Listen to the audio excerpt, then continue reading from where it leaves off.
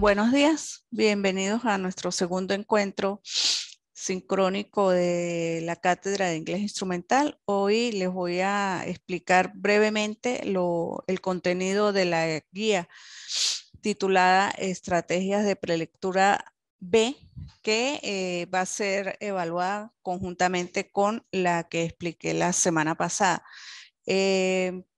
¿Por qué incluí dos unidades en una? En razón pues de la necesidad de que ustedes adquieran el mayor número de herramientas para poder elaborar traducciones del inglés al español. Es necesario pues que fue necesario incluir ambas unidades en una sola. Hoy veremos el contenido temático que analizaremos hoy es el uso de sinónimos y antónimos, cómo se hace una descripción, en términos muy generales, los tiempos verbales y los usos de esos tiempos verbales, cómo se combinan oraciones y el uso del condicional perfecto. Estos temas los voy a analizar muy brevemente por cuestión de tiempo y que es bastante amplio. Sin embargo, pues como les dije en la guía correspondiente, si algunos ya la han visto, que ya está cargada en el aula, habrán notado pues que contiene especificado cada uno de los aspectos, además de pues múltiples ejemplos que tratan de que ustedes comprendan de la mejor manera el uso de cada uno de estos aspectos gramaticales del inglés. Hoy estudiaremos el uso de sinónimos y antónimos. Sabemos que los sinónimos pues son dos palabras o más palabras que se escriben de forma diferente, pero que significan lo mismo o algo similar. Esto funciona igual que en el español. Begin y start, ambos traducen al español empezar. Antónimos, pues ya sabemos que son las palabras que tienen un significado contrario y a nivel de aprendizaje de un idioma, es una de las mejores maneras de ampliar nuestro vocabulario, sobre todo en inglés, aprendernos pues los antónimos de las palabras que ya conocemos. Si sabemos que bien es good, pues entonces aprenderíamos que lo contrario que es mal es bad, y así vamos pues ampliando nuestro vocabulario. Los antónimos, pues como ya les dije, son palabras opuestas, sus significados son totalmente contrarios. Allí tenemos en la guía, en la diapositiva, como ejemplos, old, que significa viejo, y new, que traduce nuevo, o strong, que traduce fuerte, y weak, que traduce débil. Así pues, es mucho más importante pues conocerlos para poder no solo hablar con más fluidez, sino expresarnos por escrito con mayor fluidez, utilizando pues un vocabulario más amplio. Son muchísimos antónimos. Yo he realizado allí una lista con 35 antónimos de uso más común en el idioma inglés para que los tengan pues a mano. Aquí hay unos ejemplos de oraciones en los cuales utilizamos antónimos. Por ejemplo, turn left and then turn right, que significa gira a la izquierda y luego gira a la derecha. Allí tenemos los dos antónimos que son left and right. Left es izquierdo y right es derecho. No matter if you win or lose. Dice, traduce, no importa si ganas o pierdes. Win es ganar y lose es perder, traduce perder. En la siguiente oración, throw me the ball and I'll try to catch it. traduce lánzame la pelota e intentaré atraparla. Throw es lánzame, atrapar es catch. Entonces allí están pues ejemplos de uso de antónimos. Como sabemos, pues un sinónimo ya, como ya les dije, es una palabra o vocablo que tiene un significado parecido o similar a otra palabra. La palabra alegre, que traduce glad, es un sinónimo de la palabra feliz, happy. Sabemos que puede que exista alguna pequeña diferencia entre ambas palabras, pero en general son palabras que tienen un significado similar. Se usan principalmente para que no repitamos pues la misma palabra en un mismo texto, en posiciones seguidas de lo que estamos escribiendo. Por ejemplo, I was glad to hear about her new job. He was so happy about working again. Yo estaba alegre de escuchar sobre su nuevo trabajo. Estaba tan feliz de trabajar de nuevo. Allí están el uso, pues, de dos sinónimos, happy y glad, ¿ok? Son formas de aumentar, pues, nuestro vocabulario.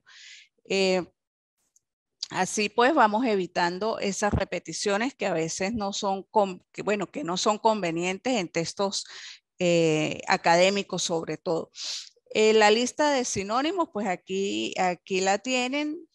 Happy y glad, ambos significan alegre o feliz. Beautiful y pretty significan bonito o hermoso. Good y nice o fine, las tres palabras significan bueno o bien. Big y large significan grande o largo. Short y brief significan corto. Small and teeny significan pequeño. Intelligent o smart o clever significan inteligente, y así pues allí tienen, y esto pues con este listado van a contar pues cuentan en la guía correspondiente, y así podemos seguir. Hay muchísimas palabras, al igual que en el español, que tienen significados similares. Old y ancient, que significan viejo. Strange y weird, que significan extraño. Sick and ill, que significan enfermo. Y así vamos a conseguir cantidad de sinónimos. Allí la idea es que en el momento que nos consigamos con algún sinónimo y en un texto académico y vayamos a buscar la traducción, tratemos pues de hacer uso del diccionario correctamente y busquemos la palabra que traduzca lo más cercano a lo que queremos decir o a lo que se corresponde pues con el área que estamos trabajando. También les saqué o les proporcioné una lista de antónimos, de los más usados. Good, que traduce bueno. Bad, que traduce malo. Up, arriba. Down, abajo. Tall, alto. Short, bajo. Loud, ruidoso. Quiet, silencioso. Hot, caliente. Cold, frío. Left, izquierda. Right, derecha. Open, abierto. Closet, cerrado. Fat, gordo. Thin, delgado. Big o large, que traduce en grande. Small, que traduce pequeño. High, que traduce alto. Low, bajo. Y así también un gran listado de palabras antónimas. En cuanto a las descripciones en inglés, cuando queramos hacer una descripción física de alguien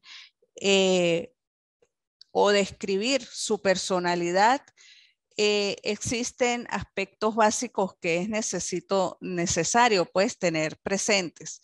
También podemos, al igual que en el español, pues describir un objeto, describir un lugar en el idioma inglés. Aquí es importante que dominen la traducción y el uso del verbo to be, que es el verbo, pues, si se quiere, más utilizado en el idioma inglés, que traducen ser o estar. Aquí en la diapositiva les coloqué la conjugación del verbo to be, tanto en presente como en pasado, que son los que más se utilizan.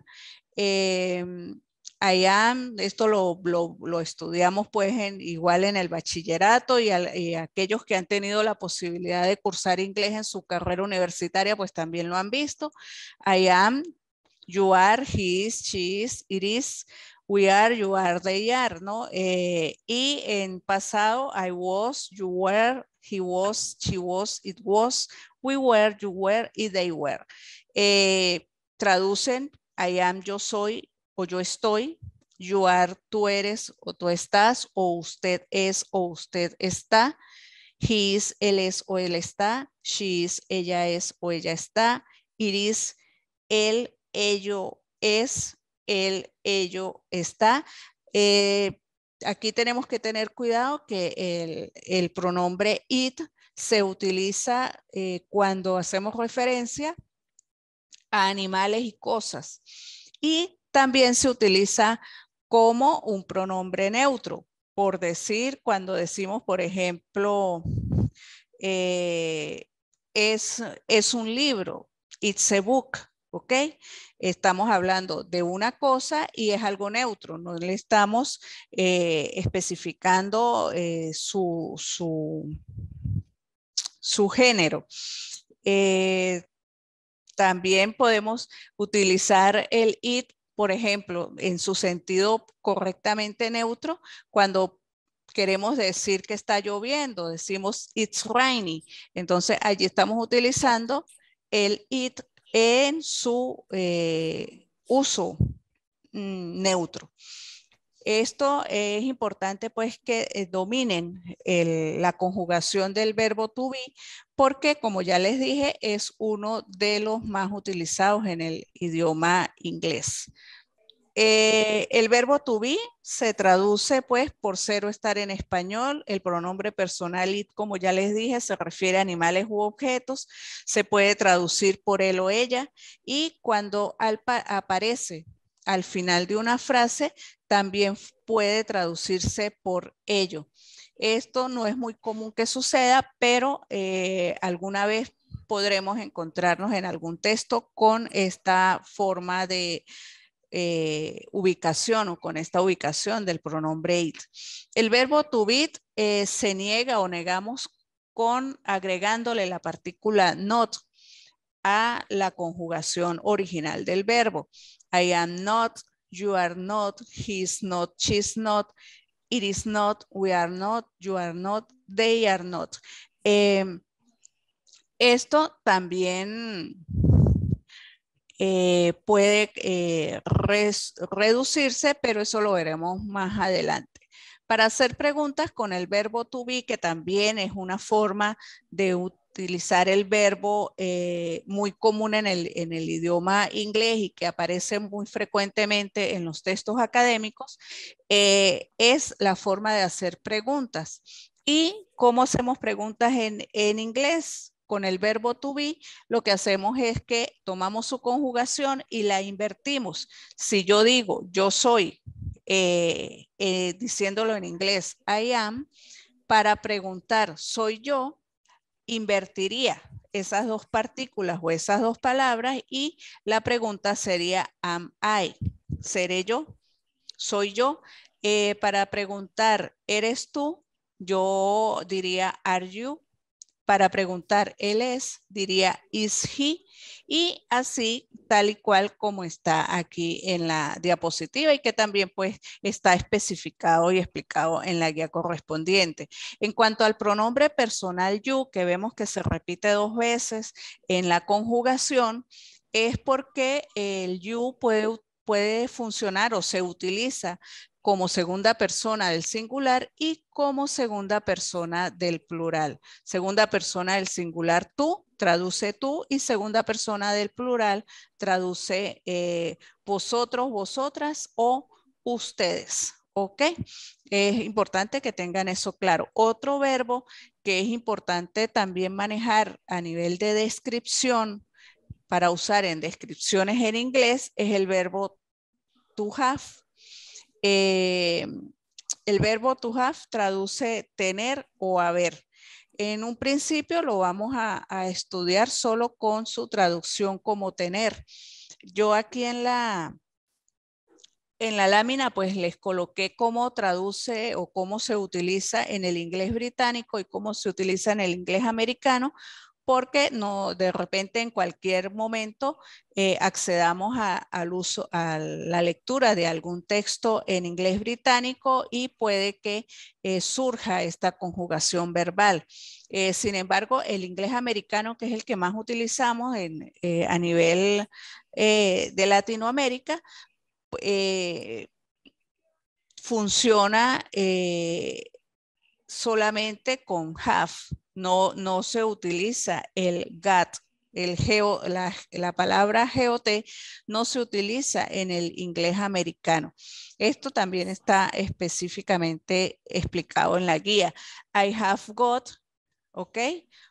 En inglés británico o I have en inglés americano.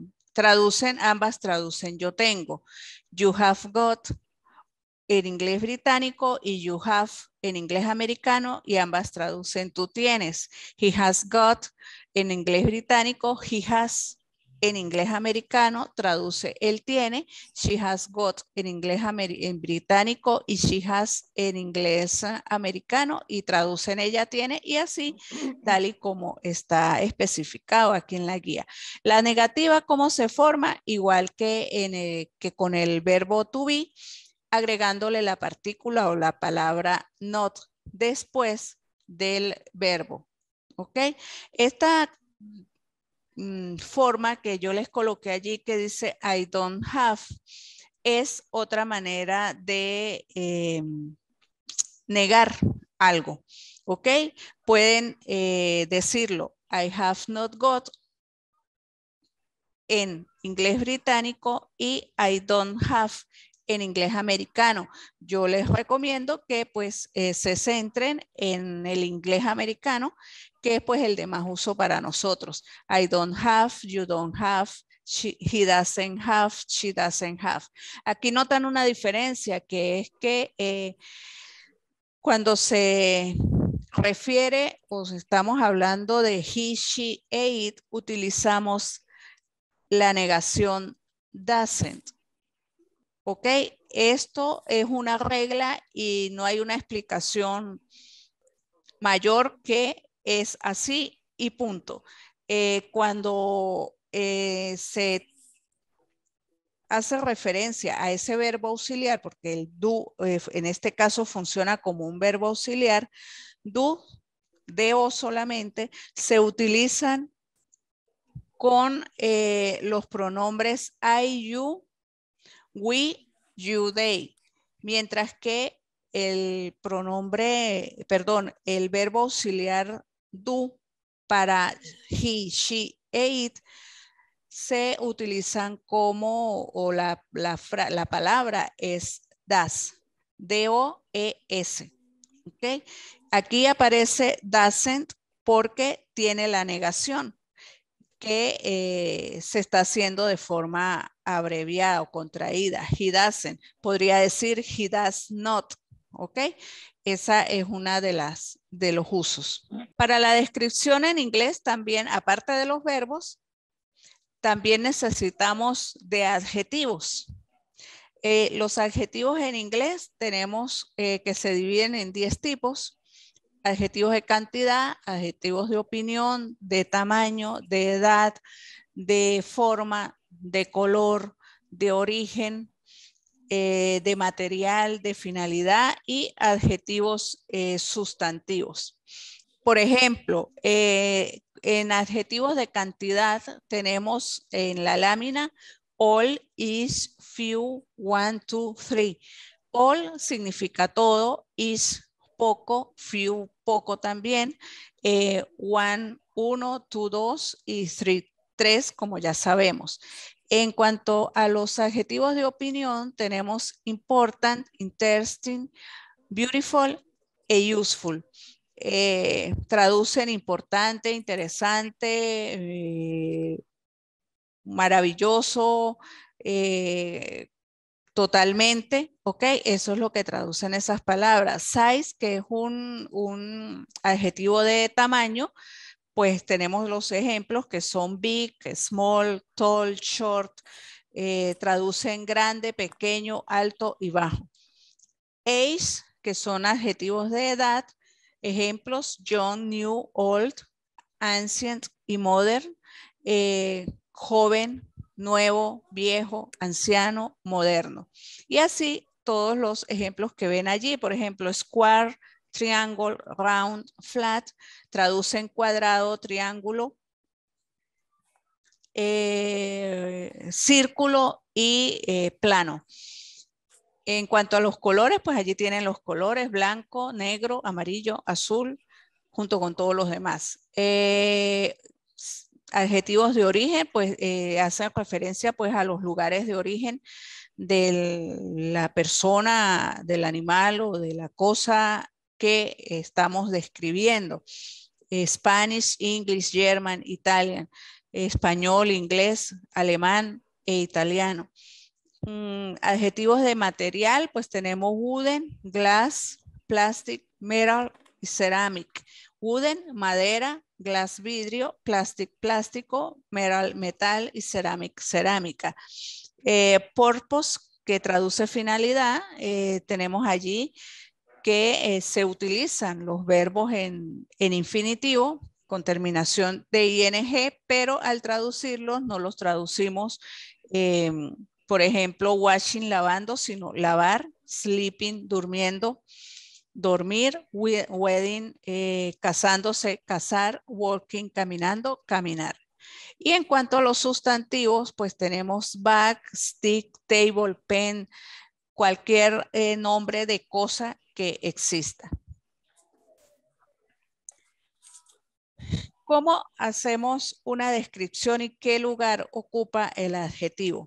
En esta lámina tenemos en la primera línea noun, ver, adjetivo de opinión, adjetivo de talla y color y sustantivo. Entonces tenemos Alice has got wonderful big blue eyes. Aquí esta oración traduce que Alicia tiene unos maravillosos y grandes ojos azules. Entonces aquí tenemos el sujeto o sustantivo o nombre que traduce noun es Alice.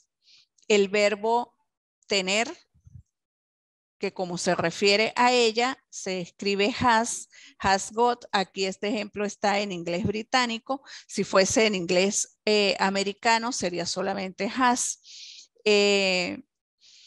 Un adjetivo de opinión wonderful, que es maravilloso. Un adjetivo de talla, que es big, que es grandes. Un adjetivo de color, que es blue, azul. Y el nombre o sustantivo que es de ese adjetivo, que son los ojos. ¿Okay? También tenemos otra forma de utilizar los adjetivos, están en la siguiente. Por ejemplo, a big square back box, cuando empezamos la oración con un artículo, que es a, que traduce un, como ya lo vimos en la clase pasada.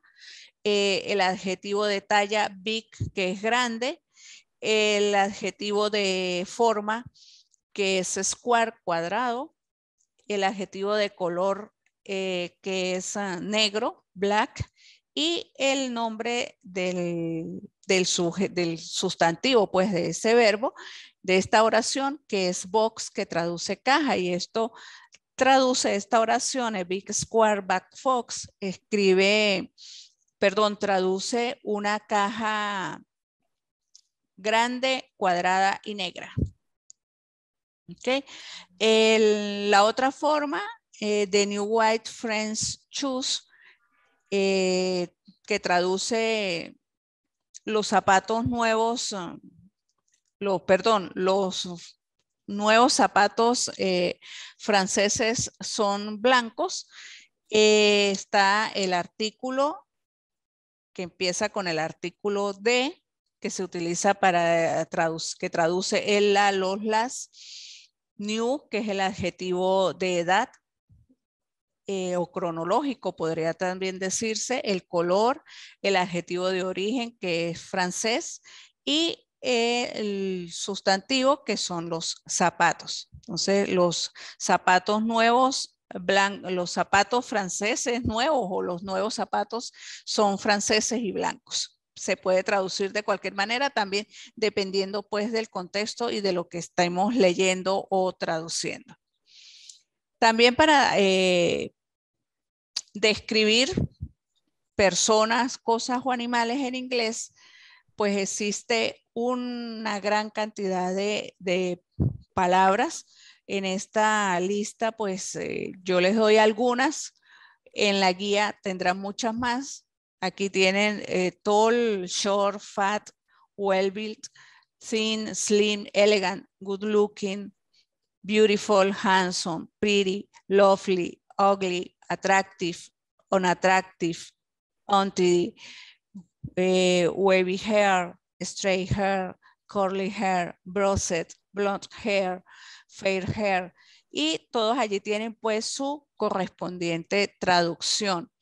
Todos estos, esos que les acabo de dar, los que están en esta lámina, todos los podemos utilizar para describir tanto físicamente como el comportamiento o la forma de ser de una persona o de un animal, incluso cuando se trata de cuestiones inanimadas, pues también se les puede,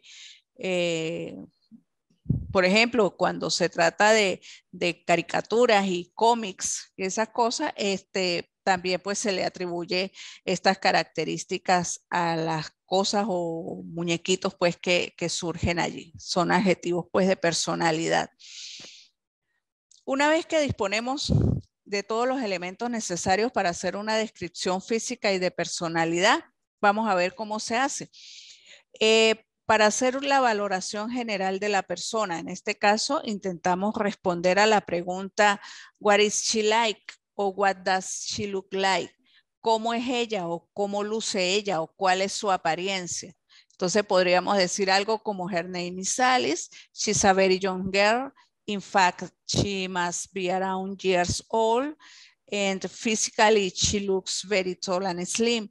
Esto traduce, su nombre es Alicia, o Alice, perdón, su nombre es Alice, es una chica muy joven, de hecho debe tener unos 15 años de edad y físicamente ella es alta y delgada. Aquí como ven utilizamos muchos de los adjetivos que les di en la lista.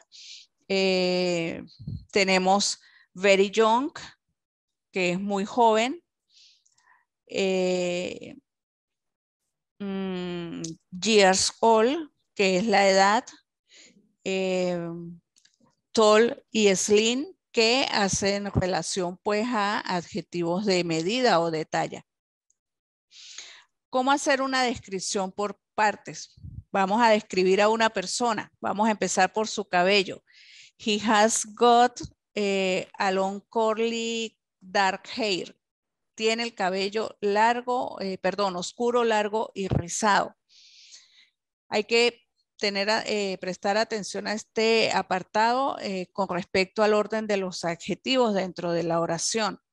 ¿Okay? El orden correcto es, primero va el adjetivo de tamaño, luego el adjetivo de forma, por último el color y el sustantivo, o sea, ¿a qué nos estamos refiriendo? Nos estamos refiriendo al cabello, eso va de último. Si nos estamos refiriendo a las manos, hands, iría también de último. Si nos estamos refiriendo a los ojos, también va en último lugar dentro de la oración. A continuación, podemos centrarnos pues en la ropa que usa. Utilizaremos el verbo wear, que traduce usar. Por ejemplo, she's wearing a white t-shirt and black jeans. Ella lleva una camiseta blanca y unos vaqueros, unos jeans negros. Y en cuanto al apartado físico, también podríamos hablar pues del calzado. Alice looks really casual. She's wearing a very nice white trainers. Alice tiene una apariencia muy casual y lleva unas deportivas blancas muy bonitas. ¿Ok? Una vez que se ha hablado del aspecto físico, incluyendo edad, estatura, pelo, ropa, calzado, podemos hablar ya de su personalidad. En este caso, es conocer pues a la persona que estamos describiendo. Alice is a very ambitious and hardworking girl because she usually gets everything so wants to. Alice es una chica muy ambiciosa y trabajadora porque normalmente consigue lo que quiere. O sea, esa es una traducción de una descripción de personalidad.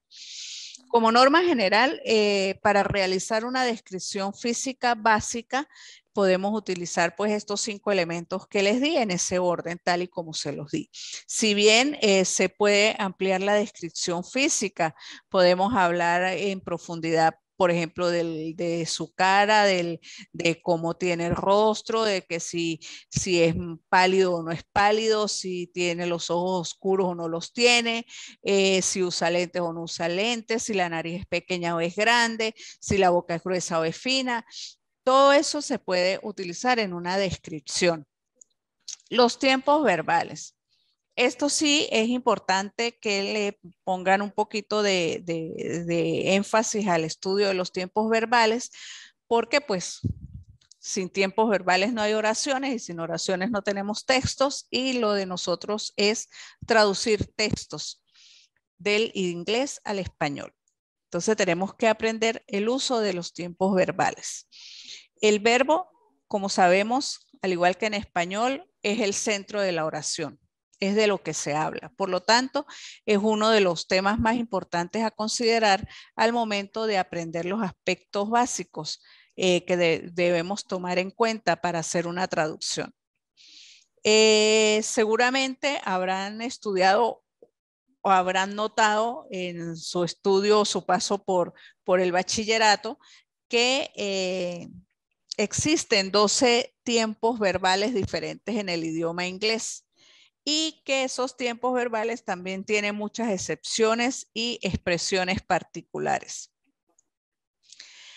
En el presente, en el tiempo presente, tenemos 4 formas verbales: el presente simple, el presente continuo y otras 2 formas particulares del verbo en el presente, que son el presente perfecto y el presente perfecto continuo.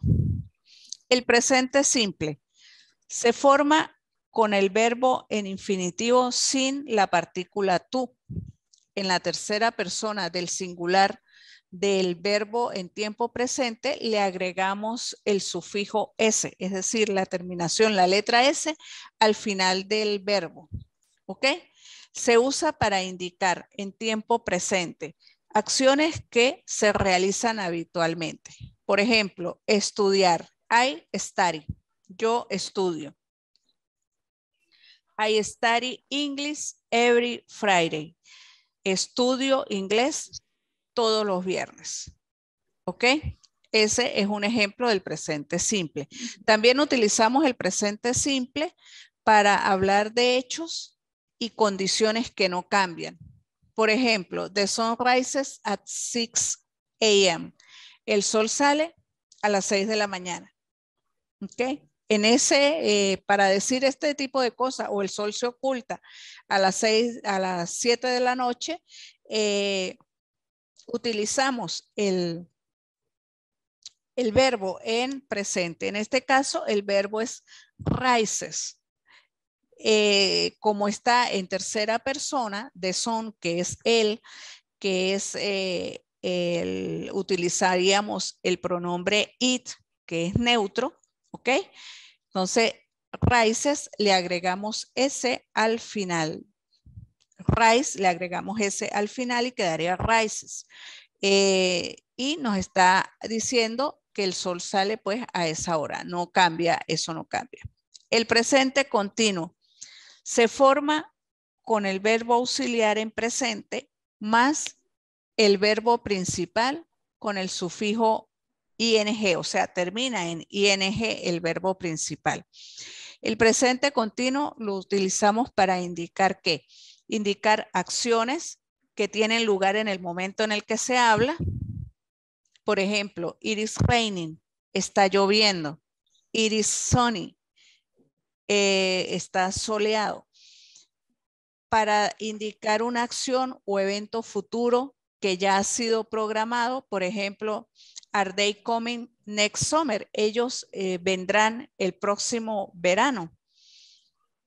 También se utiliza el presente continuo para acciones que se repiten continuamente, generalmente acompañadas de adverbios como always, often, all the time, constantly. Por ejemplo, Julia and Robert are constantly arguing. Julia y Robert discuten constantemente. Aquí tenemos, en esta última oración, tenemos el sujeto, que son Julia y Robert. Tenemos el verbo auxiliar, que es el verbo to be en presente, are. Tenemos el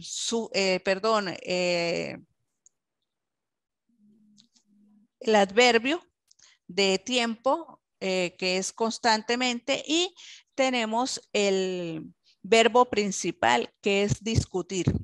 Y ese discutir le agregamos el ing al final y allí tenemos pues el presente continuo de esta oración, arguing. El presente perfecto, ya vimos el presente continuo, ahora vamos a ver el presente perfecto, se forma usando el auxiliar haber en presente, sea have o has, de acuerdo a la persona que le corresponda, conforme a la lista que les di al principio, más el participio pasado del verbo principal y se usa para indicar una acción que comenzó en el pasado y todavía está en curso o que tuvo lugar en un periodo de tiempo que aún no ha finalizado. Por ejemplo, I have read over 25 books this year. He leído más de 25 años este año, más de 25 libros este año. I have, ok, allí tenemos el verbo auxiliar have en presente. Read, que es el participio pasado del verbo leer, que se escriben igual. Over es alrededor de, traduce más de o alrededor de 25 libros este año. I have lived in London since 1991. Vivo en Londres desde 1991. Allí tienen de nuevo el verbo auxiliar have en presente y el participio pasado del verbo live, que le agregamos la letra D al final. ¿Cómo formamos el tiempo verbal en pasado y en presente? Esto se los voy a facilitar también, la lista de cuáles son los verbos a los que les agregamos ed, que son los verbos regulares al final, y la lista de los verbos irregulares que se caracterizan porque cuando los decimos en pasado o los leemos en pasado, cambia la forma como está escrito. También podemos utilizar el presente perfecto para indicar una acción o hecho que ocurrió en el pasado, pero cuyos efectos todavía se evidencian. Por ejemplo, I'm not ready for my exams.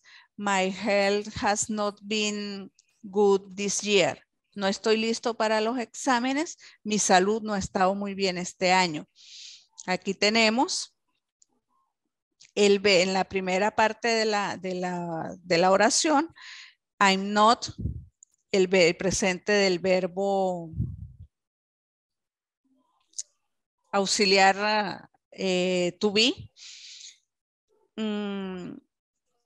Ready, que es el pasado del verbo leer.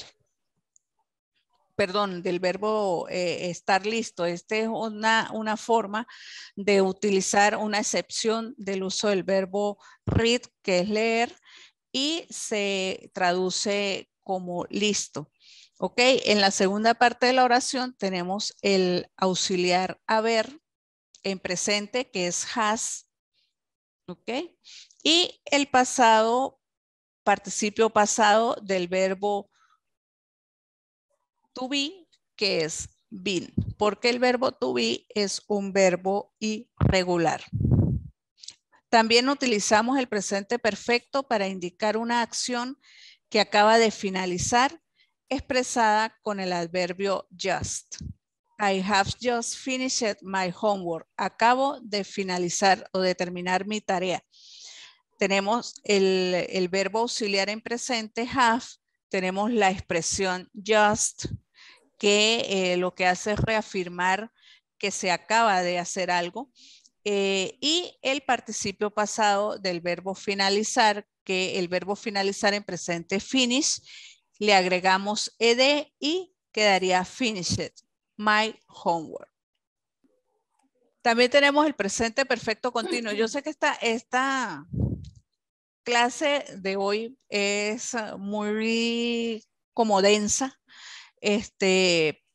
Pareciera muy complicado, sin embargo, aprendiéndose las reglas de uso de los tiempos verbales, ustedes van a poder traducir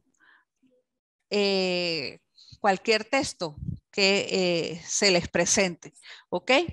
Es importante sí que le presten atención a esto, que lo estudien con detenimiento y no se compliquen pensando que es muy complicado, valga la redundancia, porque pues en el uso a nivel de evaluación en este caso, tampoco pues yo voy a hacerles exigencias fuertes de algo que toma tiempo pues aprendérselo.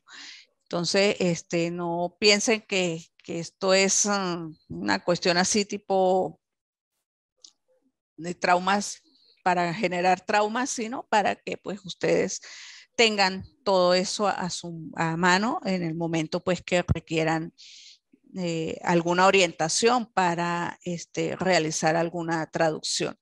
El presente perfecto continuo se forma con el verbo en presente perfecto más el participio del verbo principal. Se utiliza de manera muy similar al presente perfecto, con la diferencia de que en este caso la atención se centra no solo en el resultado de la acción, sino también en su desarrollo. Indica acciones iniciadas en el pasado que continúan en el presente. Por ejemplo, she has been working all day. Ha trabajado todo el día y quiere decir que todavía lo está haciendo. ¿Ok? Allí tenemos el presente perfecto del verbo, has been, y el participio del verbo principal, que es has been, y el gerundio del working, que termina en ing. Me explico porque me enredé aquí un poquito. El presente perfecto es has been, ¿ok? Es el presente perfecto del verbo to be. Y el participio del verbo principal, que es working, ¿ok? Acciones también lo utilizamos para indicar acciones que acaban de terminar, pero cuyos resultados aún están presentes. It has been raining all day. Ha llovido todo el día, ¿ok? Cuando está lloviendo, realmente ha llovido todo el día y entonces ya en la tarde está dejando de llover, entonces nosotros decimos, uy, no, ha llovido todo el día. Eso es lo que traduce esta forma verbal. Ahora, en el tiempo pasado, pues también tenemos 4 formas. Pasado simple, pasado continuo, pasado perfecto y pasado perfecto continuo. El pasado simple se forma con el verbo base más el sufijo ed cuando son verbos regulares y o con la forma apropiada en el caso de un verbo irregular. ¿Qué indica el tiempo pasado? Una acción que ocurrió en el pasado y que terminó definitiva y permanentemente. Por ejemplo, Christopher Columbus discovered America in 1492. Cristóbal Colón descubrió América en 1942. Ok, descubrió, eso ya pasó y quedó ahí. Ya no hay nada continuo pues después de eso. El pasado continuo se forma con el auxiliar del verbo ser, o sea, del verbo to be, que es was o were, más el participio pasado, perdón, más el presente participio del verbo principal. Se usa para indicar una acción percibida como inacabada o en progreso en el pasado. Por ejemplo, indica la descripción de un contexto en el que ocurre un evento del pasado. Por ejemplo, the sea was shining and the seagulls were flying when Julio decided to take the boat out. Okay. El mar brillaba y las gaviotas volaban cuando Julio decidió tomar el bote. Okay. Es algo que ocurrió en el pasado. Dice que todo esto brillaba, volaban, decidió. Esto me indica pasado. Ok. También nos sirve para indicar una acción interrumpida por un evento u otra acción. I was taking a shower when the phone rang. Estaba tomando una ducha cuando sonó el teléfono. ¿Ok? Estoy haciendo algo y debo hacer otra cosa. Me interrumpen eso que estoy haciendo, por ejemplo, estoy dando clase ahorita y me interrumpen. Entonces yo diría, estaba dando clase cuando abrieron la puerta. I was learning class when the door is open. ¿Ok? Cuando la puerta la abrieron. Aquí yo estoy hablando pues en pasado continuo. El pasado perfecto se forma con el pasado del verbo haber, que es had, es el único, no tiene más forma de decirlo, es HAD, ese es el pasado del verbo to have, más el participio pasado del verbo principal y se usa para indicar un evento que ocurrió antes de otro evento en el pasado. Por ejemplo, the movie had already started when we arrived. La película ya había comenzado cuando llegamos. Aquí tenemos el participio pasado del verbo to have, que es had, ¿ok? Y tenemos el participio pasado del verbo principal, que es estar, started, ¿ok? El pasado perfecto continuo. Este tiempo verbal corresponde al presente perfecto continuo, pero en pasado. También en este caso, el énfasis se pone en el progreso de la acción y no solo en su finalización. Se forma con el pasado perfecto del verbo ser, que es been, más el participio presente del verbo principal. Indica evento o acción que comenzó antes que otra acción en el pasado. Por ejemplo, have you been waiting for long before the train arrived? Esperaste mucho antes de que llegara el tren. Entonces tenemos el pasado perfecto del verbo to be o del verbo ser, que es been, más el participio presente del verbo principal, que es waiting. Waiting, pues dice allí. El futuro, el tiempo futuro también pues tiene 4 formas. Futuro simple,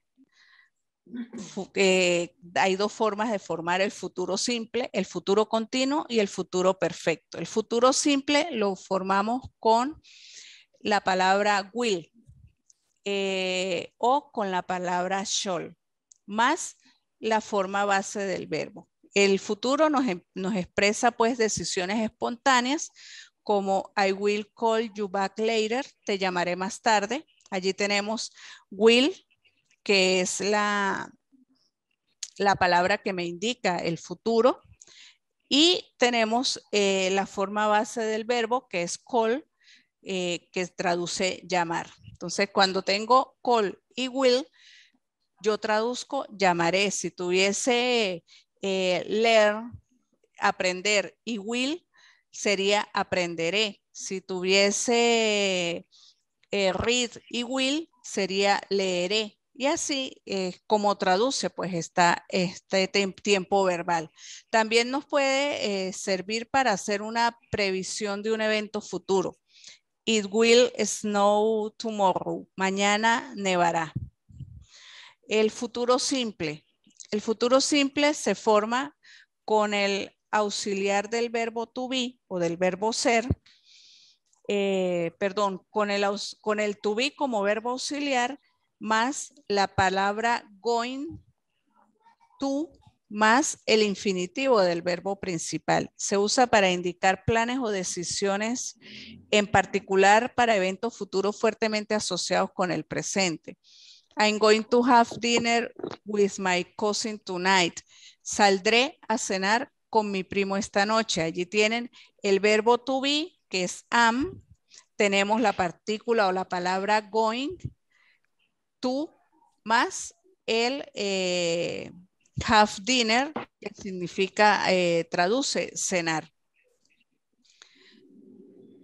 El futuro continuo se forma con el futuro simple del verbo ser más el participio presente e indica una acción futura que se ve en su desarrollo. At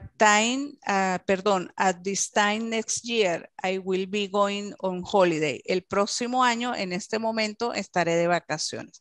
Y el futuro perfecto, que se compone también de dos elementos. El futuro simple del verbo haber, que se escribe will have o will has, dependiendo de la persona, más el participio pasado del verbo principal. Por ejemplo, y nos indica una acción que se completará en el tiempo futuro del cual se habla. Por ejemplo, by December, I will have written my thesis.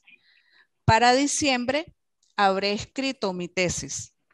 Allí tenemos I will have, que es el futuro simple del verbo haber, y el participio pasado del verbo principal, que es write, y como write es un verbo irregular, cambia la forma de escribirse y no se le agrega ed como en otros, sino que cambia la forma en que se escribe. Y el futuro perfecto continuo, que se compone también de dos elementos: el futuro perfecto del verbo ser, del verbo to be, más el participio presente, e indica una acción que continúa en el futuro y que se completará en el futuro o será interrumpida por otro evento. Por ejemplo, I'll have been studying English for 3 months this summer. Habré estudiado inglés por 3 meses para este verano. Estos en la guía, pues yo les traté de colocarles varios ejemplos para que ustedes pues comprendan más claramente el uso de los tiempos verbales. En cuanto a la combinación de oraciones, voy a ir cerrando. Es necesario aprender estos términos antes de ver los diferentes tipos de estructuras oracionales en inglés y las reglas para formarlas. Sujetos y predicados. Las oraciones en inglés más básicas suelen tener dos partes, al igual que en español, un sujeto y un predicado. El sujeto pues hace referencia a quién o qué está realizando la acción en la oración, y el predicado nos da información sobre el sujeto. Por ejemplo, en la oración I walk the dog, en esta oración I es el sujeto porque hace referencia a la persona que está realizando la acción, y por otro lado walk the dog es el predicado porque nos dice lo que está haciendo el sujeto. ¿Ok? El sujeto en los ejemplos está en negrita y el predicado en cursiva para que puedan diferenciar el uso y cómo se trabaja esto. I study at public university. Yo estudio en una universidad pública. Rajesh works at a marketing firm. Rajesh trabaja en una empresa de marketing. She loves her puppy a lot. Ella quiere mucho a su cachorrito. También tenemos oraciones independientes y dependientes. Los ejemplos que les estoy colocando aquí también quiero aclararles, son de simple uso cotidiano, como para que comprendan la explicación, porque no puedo en estos inicios darles oraciones en la especialidad pues de cada de cada maestría, porque pues todavía es muy pronto para que ustedes entren a comprender esta complejidad en un tema, en un texto complejo académico en inglés, ¿ok? Una oración es un grupo de palabras que contienen un sujeto y un predicado. Hay oraciones independientes, las cuales pueden estar solas y son oraciones completas. También hay oraciones dependientes que necesitan ir acompañadas de una oración independiente para que tengan sentido. Por ejemplo, una oración independiente sería I went home, me fui de casa. Una oración dependiente fue if I went home, si me fuera de casa. O sea, queda ahí como que no tiene un cierre, como en el aire. ¿Ok?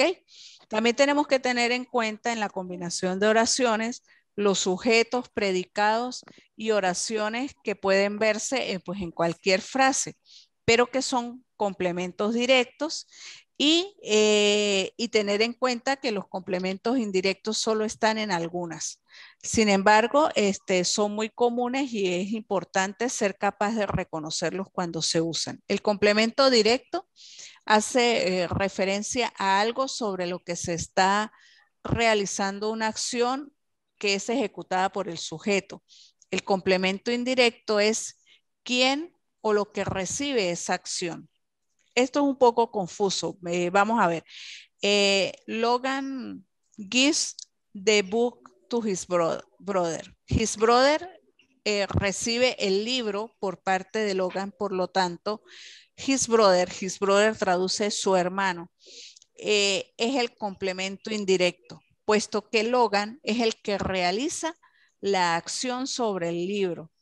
Logan le entrega el libro a su hermano, ¿ok?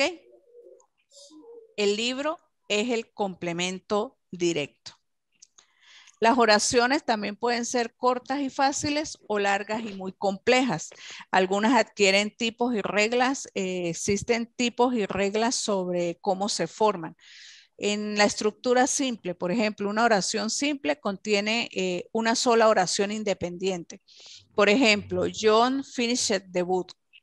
John terminó el libro. Esta oración tiene un sujeto y un predicado y puede estar sola como una oración completa. Ahora, una oración compuesta se forma cuando dos o más oraciones simples se unen, normalmente mediante conjunciones, por ejemplo, y, o, but, o el punto y coma. Por ejemplo, la oración she went to sleep and he stayed up the finished work. Ella se fue a dormir y él se quedó despierto para acabar el trabajo. Esto es una oración completa porque puede dividirse en dos oraciones simples. She went to sleep, ella se fue a dormir, y he stayed up to finish the work. Él se quedó para terminar el trabajo. ¿Ok? Ahora, las cuatro estructuras oracionales básicas son oraciones complejas, una oración compleja que tiene una oración independiente y otra dependiente, oraciones compuestas y complejas, una oración compuesta y compleja contiene al menos dos oraciones independientes y una o más oraciones dependientes. ¿Ok?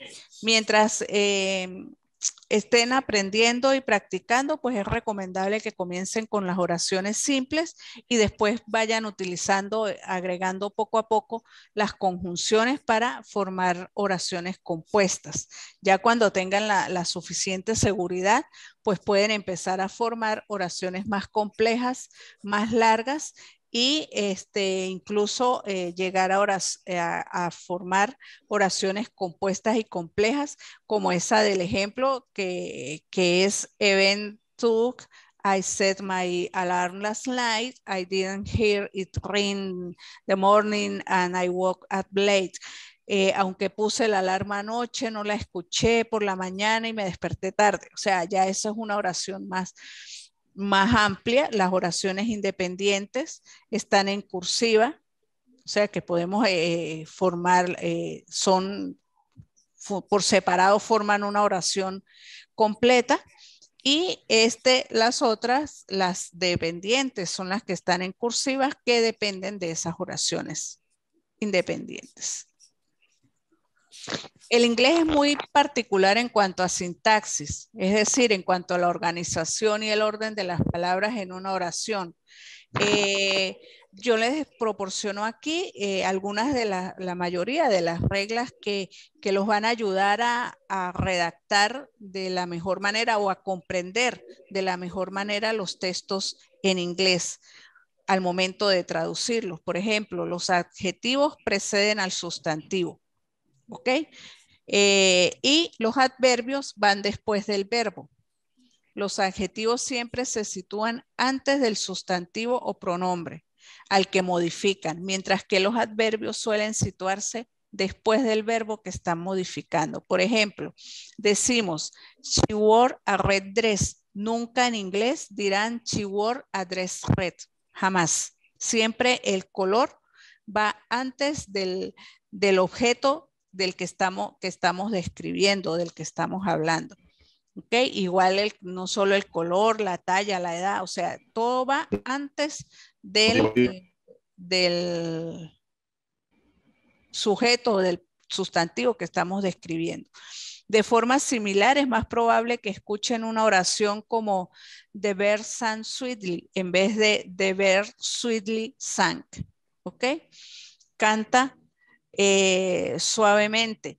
Ese es un adverbio. De todos modos, hay que tener en cuenta que normalmente no se considera un error grave poner el adverbio antes del verbo.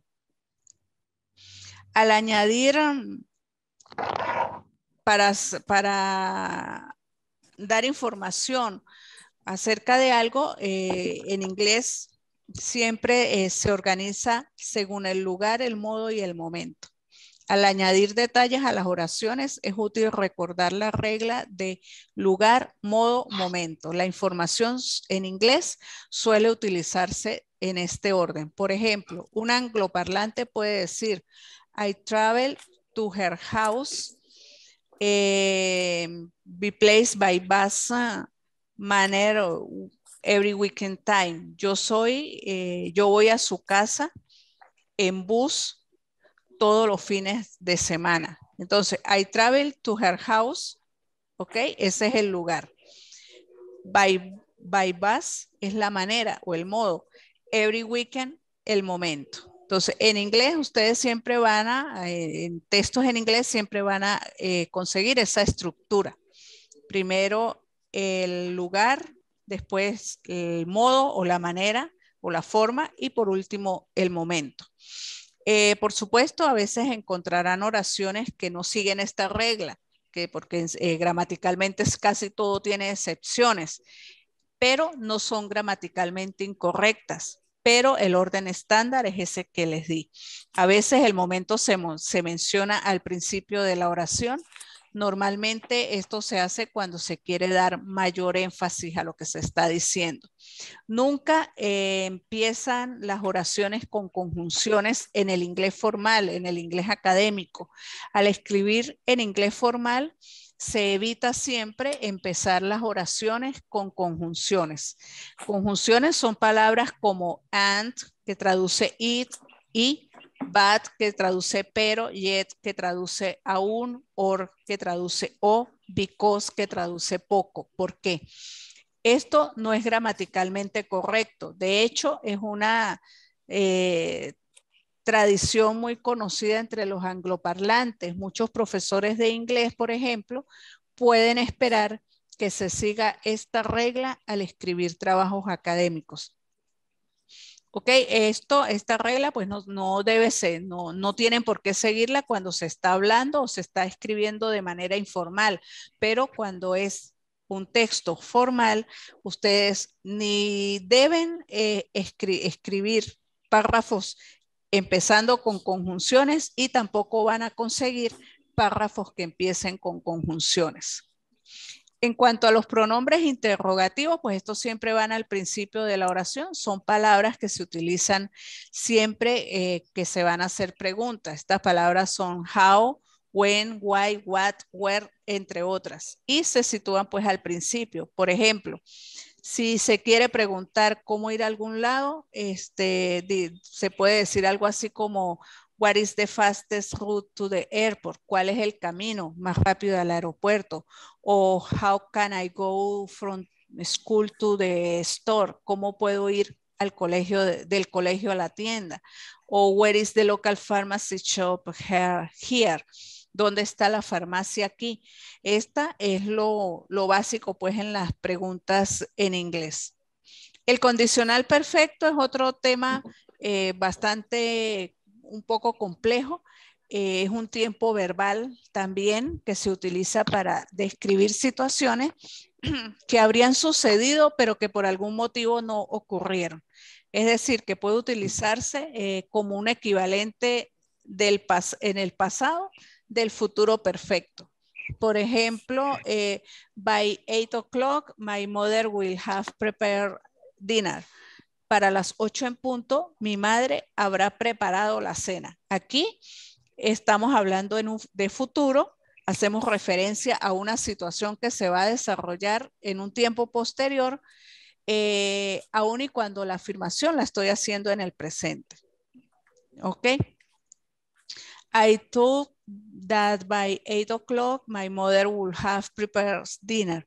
Yo pensé que para las 8 en punto mi madre habría preparado la cena. Aquí la oración expresa una situación que se iba a desarrollar en el futuro, pero a partir de un momento ubicado en el pasado. Ahora, after the meeting, I will have received the letter. Después de la reunión, yo habré recibido la carta. Aquí la oración está expresada en futuro perfecto, haciendo referencia a una situación que se va a desarrollar en un tiempo posterior, aunque la afirmación la estoy realizando en el presente. Y por último, I suppose that after the meeting, I will have received the letter. Yo supuse que después de la reunión habría recibido la carta. Aquí la oración expresa una situación que se iba a desarrollar en el futuro, pero a partir de un momento ubicado en el pasado. La forma afirmativa del condicional perfecto se obtiene, como dice la lámina, colocando el sujeto seguido del condicional simple del verbo auxiliar to have, acompañado del verbo principal en pasado participio, dependiendo de si son verbos regulares o irregulares. Por ejemplo, aquí en el ejemplo tenemos el verbo pintar o to paint, ¿ok? Entonces tenemos I would have painted, yo habría pintado. Siempre se forma de esa manera. Siempre se mantiene I would have, ¿ok? Siempre. Would have es incambiable, pues. Se utiliza siempre para formar el condicional perfecto. Eso es lo que tienen que aprender de este verbo, del uso de cómo se forma este verbo. Entonces, I would have painted. Yo habría pintado. You would have painted. Tú habrías pintado. Como ven, el verbo pintar, que es to paint, lo decimos en participio pasado agregándole el ed. Para preguntar en el condicional imperfecto, lo que hacemos es tal cual como les expliqué, para formar la interrogación en el verbo to be, lo hacemos en el condicional perfecto. Invertimos el orden. Cuando hablábamos en el presente, ¿ok? Decimos I will have. Ahora, para pregunta decimos will I have. Invertimos el sujeto con la partícula o la palabra will. ¿Habría pintado yo? Will I have painted?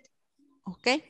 Y la forma negativa se forma agregándole la palabra not después de la palabra will siempre. ¿Ok? Bien, esa fue la clase por hoy. Yo sé que es un poco tedioso y complicado, pero pues en la guía, como les dije, está bien especificadito y tiene bastantes ejemplos para que comprendan cómo se utiliza. Si tienen alguna pregunta, si ya revisaron el material que les subí al aula, por favor, estoy a su orden en estos pocos minutos que quedan.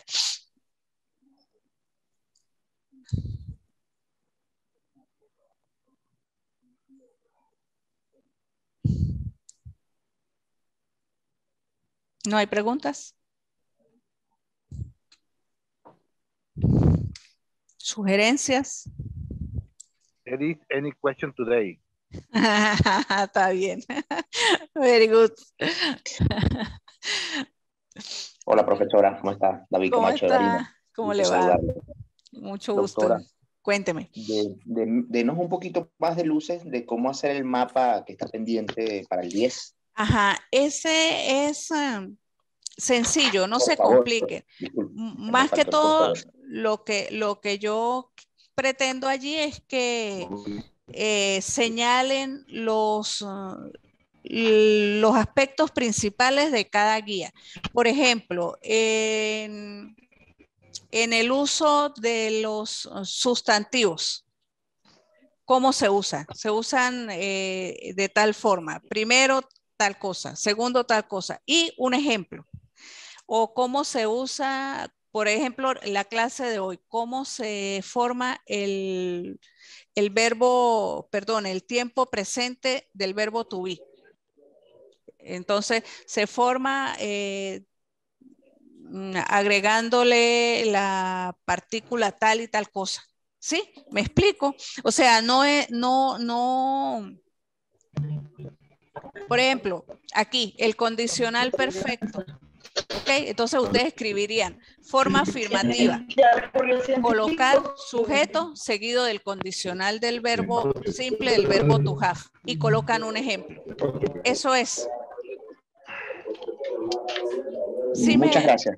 Sí, le copié, le entendí. sí, no tan complicado. Sí me interesa que toquen la mayoría de los puntos porque eso pues me da a mí la certeza de que por lo menos leyeron la guía, ¿ok? Y también les sirve para ubicar en dónde está cada tema a efectos de responder el cuestionario, que es todo basado en las dos guías. ¿Ok? No les voy a pedir mayor creatividad ni profundidades, porque sé que pues hasta ahora estamos empezando y esto es así como una avalancha de información que hay que ir poco a poco. ¿Ok? Muy bien, profesora, muchas gracias. Otra cosita que le quería pedir es que no han subido la clase pasada y también para ver cuándo subirían esta, ¿no? Ok, voy a preguntar. Verlas Yo ahorita en lo que termine aquí, pregunto a ver qué pasa. No, gracias por informarme eso. Chévere, pues.